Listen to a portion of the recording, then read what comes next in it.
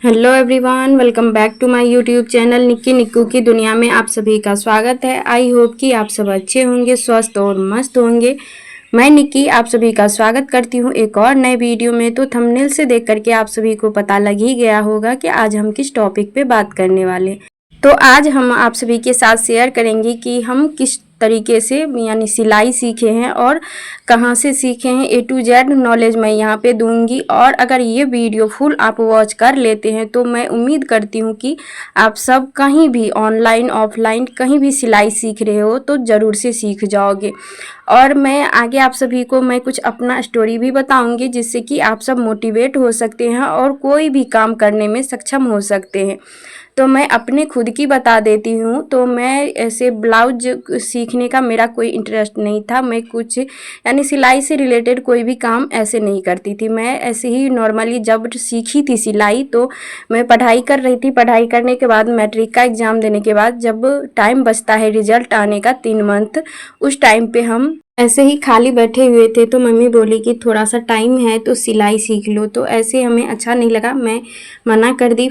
लेकिन एक चीज़ मन में था कि अगर मम्मी कभी भी ब्लाउज़ सिलने के लिए देती थी, भले ही वो साड़ी पर का हो, सिंपल हो, कोई भी हो, तो उसमें क्या होता था, फिनिशिंग तो बहुत ही अच्छा होता था पर लंबाई जो होता है ब्लाउज का लेंथ वो बहुत ही छोटा कर देते थे, जिस वजह से कि ब्लाउज का पूरा लुक ही बिगड़ जाता था। इस वजह से ब्लाउज तो बनवाते ही रहते थे पर अच्छा नहीं बनता था। तो हम एक बार जब मम्मी बोले तो मना कर दिए। फिर सोचे कि करते हैं। तो मेरे बगल में ही एक है जैसे कि टेलर से छोटा मोटा बुटीक है, तो उनसे हम बोले कि हमको सिखा दीजिए। तो वो डायरेक्ट मना कर दी कि आपको सीखने की क्या ज़रूरत है, हम तो अपना रोजी रोटी करने के लिए ये काम करते हैं। तो हम बोले उससे कि हमें सीखने दीजिए, हमें यानी कि हमें बाहर का कपड़ा नहीं सिलना है, बस मम्मी का सिलना है, हमें शौक़ है, सिलने दीजिए।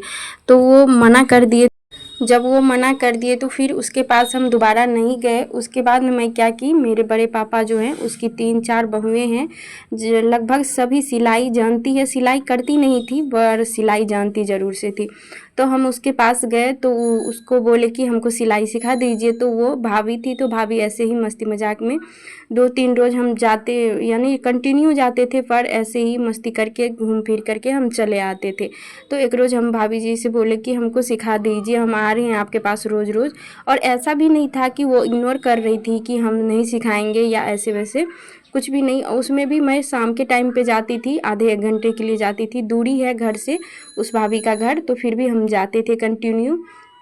तो बोले हम उससे कि हमको सिखा दीजिए। तो वो यानी कि जिस टाइम पे मैं सीखने गई थी उस टाइम पे संयोग से उसका सिलाई मशीन जो है वो बिगड़ा हुआ था और मेन चीज़ ही टूटा हुआ था, जो जिससे कि पैडल चलता है वही वाला जो होता है वो टूटा हुआ था। तो हम सोचे कि यानी कि देखते हैं, कोशिश करके हो जाएगा तो हो जाएगा। तो पहले तो हम यानी कि ऐसे ही रफ़ कपड़ा लेकर के गए थे, जिससे कि जिस तरीके से आज मैं सिखाती हूँ उसी तरीके से मैं ऐसे ही पुराने फटे पुराने कपड़े लेकर के गई थी, जिससे कि हमें सीखना था। मैं पेपर पे ना ही मैं खुद सीखी हूँ ना सिखाती हूँ, मैं डायरेक्ट ही कोई ऐसे बेकार से कपड़े जैसे कि हो गया पुराना बेड शीट हो गया, पुराने साड़ी कॉटन का हो गया, इस सभी चीज़ों से हम सीखे हैं और सिखाते भी हैं इसी चीज़ से, ताकि अगर हम कटिंग कर रहे हैं उसको रख लेंगे, जब बाद में हमें सिलाई करने के लिए आने लगेगा तो हम उसी पे सिलाई भी सीख सकते हैं। अगर हम पेपर की कटिंग करेंगे तो पेपर की कटिंग करने पर हम पेपर को सिल नहीं सकते हैं। तो इसी वजह से हम खुद जिस चीज़ से सीखे हैं उसी चीज़ से हम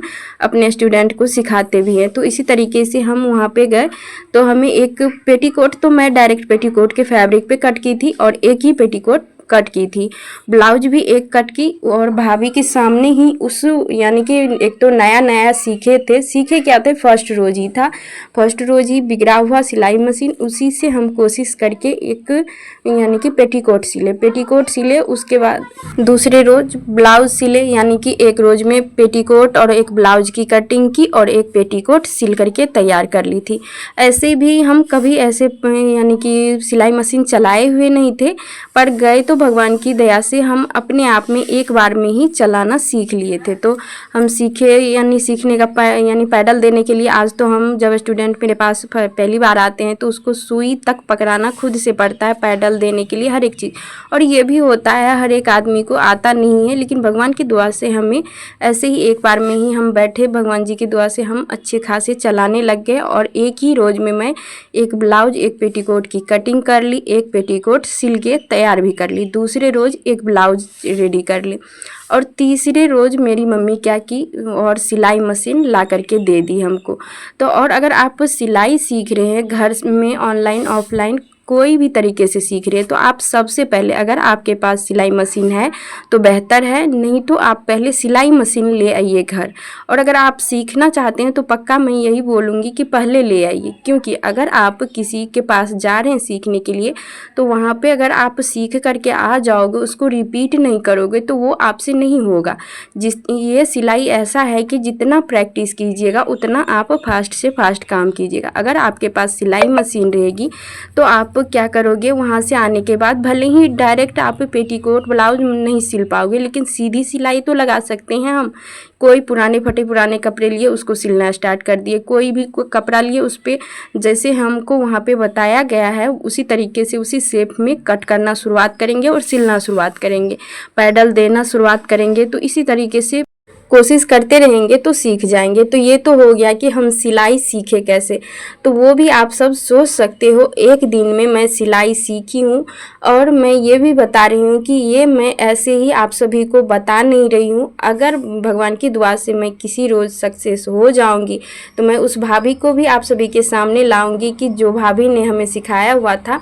और हम जब सीख रहे थे तो हम, एक मेरे अंकल की बेटी है वो भी सीखी थी, हम दोनों सीख रहे थे, दोनों ही एक रोज़ में ही सिलाई सीखे थे। लेकिन हम तो आज कंटिन्यू सिलाई का काम कर रहे हैं, वो पार्लर कर रही है, वो सिलाई छोड़ दी, वो सिलाई नहीं करती है।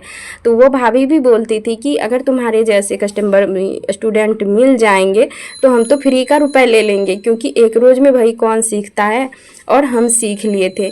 अब आते हैं कि हम आगे जो काम कर रहे हैं, जैसे हम तो सीखे हैं एक सिंपल ब्लाउज और एक पेटीकोट, तो हम कहाँ से डबल कटोरी ब्लाउज सीखे, कहाँ से इतने यानी कि सूट लहंगा सब कुछ बनाना सीखे हैं, तो वो भी आगे आप सभी के साथ शेयर कर रहे हैं। तो प्लीज़ वीडियो को फुल वॉच कीजिए, तो कंटिन्यू सब कुछ मैं बताऊँगी किस तरीके से मैं क्या की हूँ। तो अब आते हैं हम सूट पे। तो सूट में हम एक चीज़ दिमाग लगाएं कि जब हम सूट पहनते हैं, तो कोई भी कपड़ा पहन रहे हैं, तो थोड़ा सा तो आइडिया आता ही है कि ये किस तरीके से बना हुआ है। तो हमें लगा कि जिस तरीके से ब्लाउज की हम कटिंग करते हैं तो ब्लाउज कमर से थोड़ा ऊपर तक रहता है, तो यानी कि ये ऊपर का शेप तो ब्लाउज का बना, नीचे तो सीधी बॉटम जो बनती है वो सीधी रहती है। तो हम यानी ब्लाउज को समझ करके सूट की कटिंग करना स्टार्ट कर दिए थे। और जो बुटीक वाले भैया हैं उनसे हम बोल करके स्केल मंगवा लिए थे, जिस स्केल की मदद से आप कमर का निशान लगा सकते हैं। पहली बार हमें 150 रुपये में वो स्केल मिला था। सिर्फ वो स्केल मंगवाए और ना ही कहीं से हम सीखे, ना ही पेपर, ना ही पुराने कपड़े, किसी भी चीज़ पे कटिंग नहीं किए थे, मैन फैब्रिक पे कट करके, और मैं एकदम परफेक्ट, वो भी कस्टमर का, जबकि हमें नहीं आता था फिर भी हम कस्टमर से ले लिए थे। लेकिन एक ये चीज़ था, अपने आप पे हमें भरोसा था कि हम कर लेंगे तो कर लेंगे, और उसी भरोसे के साथ मैं बनाई और परफेक्ट बन करके तैयार हुआ। कस्टमर खुश हुए, एक को देख करके दो, दो को देख करके तीन, इसी तरीके से मेरे कस्टमर बढ़ते गए। सेम उसी प्रोसेस से हम लहंगा भी बनाए। लहंगा कभी बनाए नहीं थे, लेकिन ये था कि जब लहंगा को आप अच्छे से गौर करके देखिएगा तो लहंगा में कली होता है। तो सबसे मेन काम होता है आपको कमर की फिटिंग करना। तो कमर का जब हम फिटिंग करते हैं, कली है तो कली को सिलाई दे दे करके हम छोटा कर सकते हैं, यानी कि पहले ऊपर वाला बेल्ट खोल लेते हैं और कली को सिलाई से दबा दबा करके हम छोटा कर लेते हैं। तो हो गया कमर की फिनिशिंग। उसके बाद साइड से हमें एक सिलाई लगानी होती है, ऊपर में जिप लगाना होता है, डोरी और प्लस लटकन। ब्लाउज तो हम सिल ही रहे हैं, तो बहुत ही आसान होता है लहंगा सिलना, जिसको कि लोग बहुत ही भारी समझ करके छोड़ देते हैं कि हमसे लहंगा नहीं बनेगा। तो हम कुछ इस तरीके से लहंगा बनाना सीख लिए। अब आते हैं कि हम गाउन कैसे बनाएं। तो गाउन बनाने के लिए मेरी छोटी बहन को सबसे पहले पसंद आया, ऐसे ही फ़ोन यूज करती थी, उसको यानी कि घेरदार जो कली वाला होता है गाउन, वो बहुत ही पसंद था। तो वो बोली कि बना दोगी? हम बोले हाँ बना देंगे। वो क्या कि यानी कि हम ऐसे फैब्रिक नहीं खरीदे थे, क्योंकि मेरे एरिया में फैब्रिक बहुत ही महंगा मिलता है। तो हम क्या किए थे, डायरेक्ट जॉर्जेट फैब्रिक यानी कि साड़ी जॉर्जेट फैब्रिक का साड़ी हम मंगवाए। 5 मीटर की साड़ी होती है, तो हम वहाँ से ऑर्डर किए। और हम क्या किए, बुटीक वाले भैया जो है, जो मेरे यहाँ आते रहते हैं, सिलाई से जो भी सिलाई मशीन गड़बड़ होती है, चाहे मुझे कुछ भी जानकारी लेनी होती है, तो हम भैया कॉल करते हैं, वो आ जाते हैं। हम उसको बोले कि हमें ये कली वाला गाउन बनाना है, आप कट कर दीजिए, क्योंकि वे पहली बार बना रहे थे तो कट करने में डर हो रहा था। तो हम बोले कि कट कर दीजिए, और कट किए। एकदम से बेकार बना मेरा। और मेरा एक चीज़ और रहता है कि अगर हम कोई भी काम पर फर्स्ट बार कर रहे हैं, सेकंड बार कर रहे हैं, अगर हम अपने आप से करते हैं, हम अपने से कटिंग करेंगे, हम अपने मर्जी से स्टिचिंग करेंगे, तो वो मेरा परफेक्ट बनता है। उसी बीच में हम अगर किसी का जानकारी ले लेते हैं तो वो मेरा पक्का से बिगड़ता ही है। तो इस वजह से अब वो काम तो हम करना छोड़ दिए हैं, लेकिन पहले शुरुआत में डर लग रहा था, इस वजह से हम बोले थे उसको कट करने के लिए। तो उस टाइम पे तो ऐसा हो गया। तब हम किया कि वो बिगड़ गया था, तो ये तो नाराज़ हो गई कि हम तो पहली बार ही बोले और ऐसा मेरा बिगड़ गया। हम इसको बताए नहीं। और ये मैट्रिक में पढ़ रही थी तब, और यानी कि गांव से बहुत दूर है। तो ये सुबह में जाती थी 9 बजे, तो 5 बजे आती थी। तो मेरे पास बीच में टाइम बहुत था, और मैं इससे छुप करके फिर से सेम उसी कलर का फैब्रिक ऑर्डर की। और आ गया फैब्रिक, तो इसको पता भी चलने नहीं दिए। और जब ये स्कूल चली गई थी, उसी टाइम पे मैं क्या की, वो गाउन को सुबह से लग करके कट की, अपने मर्जी से कट की। अपने मर्जी से कटिंग करने के बाद सिलाई की, जब तक मैं ये आई, उसके बाद इसको हम फाइनल लुक दिखाए। तो जिस तरीके से इसका मूड ऑफ हुआ था उस गाउन को देख करके, उतना ही खुश हो गई इस गाउन को देख करके। तो हम बता दिए कि अगर हमें कोई कुछ बता देते हैं तो वो हमसे नहीं होता है, जब हम अपने आप से करते हैं तो वो मेरा परफेक्ट बनता है। तो इसके लिए तो हम भगवान जी को शुक्रिया अदा करते हैं कि कोई भी काम हो, हम अगर कोशिश कर लेते हैं कि हमें ये करना है, हमें ये बनाना है, तो वो हो जाता है। और सिलाई के मामले में तो हम जो सोच लेंगे वो बना ही लेते हैं।